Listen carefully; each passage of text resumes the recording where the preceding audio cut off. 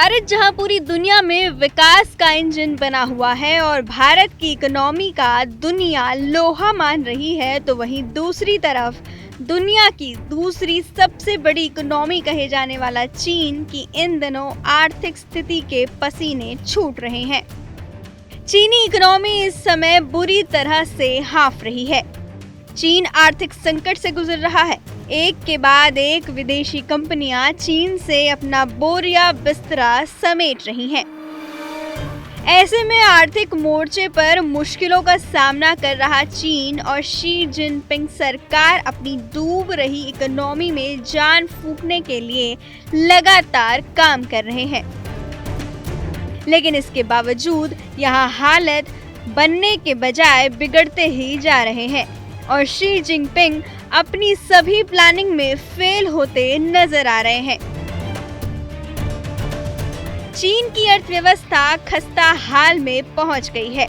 अब इसी बीच डूबती इकोनॉमी के दौर में चीन को एक और बड़ा झटका लगा है। इसकी वजह है अमेरिका से दुश्मनी।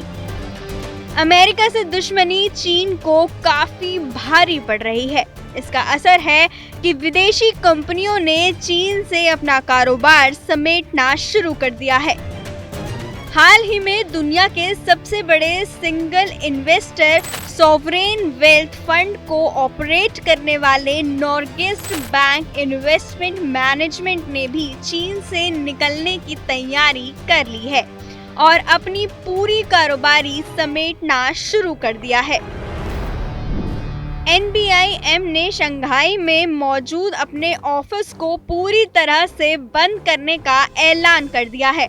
इस साल दिसंबर तक कंपनी सारा कारोबार चीन से समेट लेगी।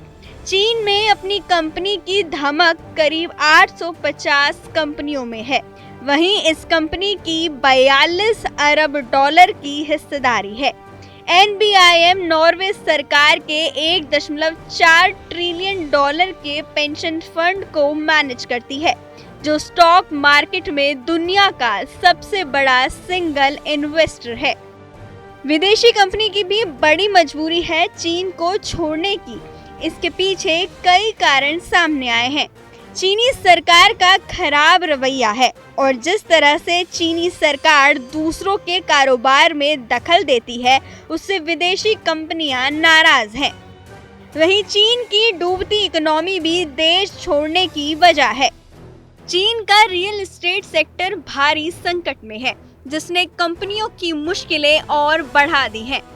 नॉर्गेस बैंक इन्वेस्टमेंट मैनेजमेंट समेत कई बड़ी विदेशी कंपनियों ने चीन में कारोबार को बंद कर दिया है।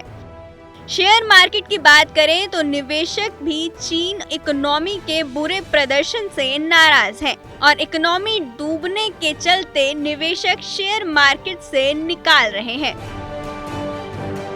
दुनिया के सबसे बड़े पेंशन फंड्स में से एक ओंटारियो टीचर्स पेंशन प्लान ने हाल ही में हांगकांग में अपने चाइना इक्विटी इन्वेस्टमेंट को बंद कर दिया था। अमेरिकी टेक पर फोकस करने वाली research and advisory firm forest research ने भी चीन में अपने एनालिस्ट्स की संख्या कम करने का प्लान बनाया है। चीन नेशनल सिक्योरिटी के नाम पर कंपनियों में ताक झांक कर रहा है, जिसकी वजह से विदेशी कंपनियों का भरोसा चीन पर से डगमगा गया है, जिसके चलते विदेशी कंपनियां चीन से अपना कारोबार बंद कर रही हैं और दूसरे देशों का रुख कर रही हैं। इसमें भारत, वियतनाम और दूसरे देश शामिल हैं।